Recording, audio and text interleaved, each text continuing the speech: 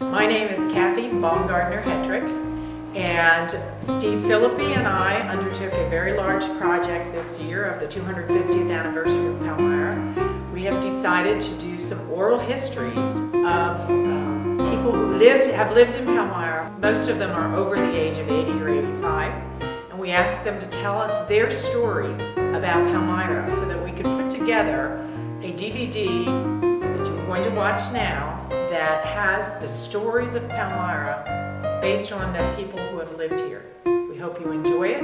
We've had a fun time doing it, and we think you'll learn a lot about Palmyra and the history of Palmyra through the stories of Palmyra.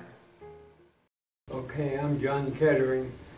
I was born January 31st, 1922, and they tell me that the snow was that deep that the doctor had to come up from Lebanon in a sleigh, and my mother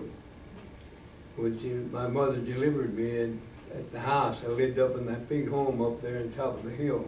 On Gravel Hill. On Gravel Hill, and I was there until I went to high school. And of course, I had to walk every day. And in those days, you didn't have buses for the kids. You had to walk. I have a lot of memories because I remember going coasting. We kids went coasting down from Gravel Hill on that Chestnut Street. On They Chestnut had Street. that big hill, and we went down all the way down to the railroad. One day I went coasting on North Railroad Street and lost control of my sled and hit the telephone pole and broke my arm. And I remember very vividly Mr. Early, the Iceman. In those days, you didn't have refrigerators when I was growing up. Right. Back in the 30s, even ice boxes. And we kids used to follow the Iceman. And then when he'd go into another house, we could run and get some ice. Those were the good old days. Right. You're not the first person that told us that. They said that following the ice truck was a fun thing to do. Oh, and that was a treat. We had a good time doing right. that. Things in Palmyra are far different today than they were back in those days.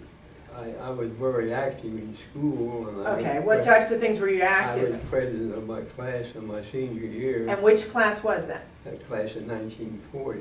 Okay, 1940. When I was in high school, I'll never forget, you know where the post office was on Main Street? Yes. Well, I shined shoes, and in order to increase my business, I thought instead of going down, having my shoe shine shop downstairs, I'd like to bring my stand up and bring it up on the pavement. And my dad went by and saw it. Oh man, I'll never forget that. You mentioned your father.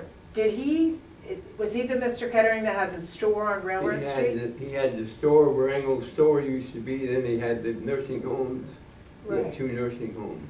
See, when I was a kid, he was in the coal and feed business. Okay. Right across when you went up Railroad Street, you go across the road, and on the left-hand side was the feed mill, and he had the lumber yard in the back. And then when he went broke in the lumber business, he went broke. A bunch of Jewish builders in Harrisburg bought thousands and thousands of lumber from him, never paid him, so he went broke. So then when he went broke, my dad had to get a job. And in the meantime, he was a preacher on the side, you know. Oh, okay. And so he had to get a job. So he worked for selling feed for maybe 4 or 5 years. And as I was just a kid in junior high school, when I was at, what, 12, 14, 15 years old, we used to take with me to the Amish people down in Lancaster County with him as company. Okay. And I mean, we had some tough sales, and then my dad, on the side, auctioneers. He did a lot of things because Mother wasn't well. If I had to do over, I would have gone to college, but when I came out of the service, my father said I had to work for him in the store, so I couldn't go to school. Well, how long did he have that store? You're talking about that, they had clothing or they had furniture? First he had the furniture, and then he had a dry goods and furniture down in that where Engel's store was.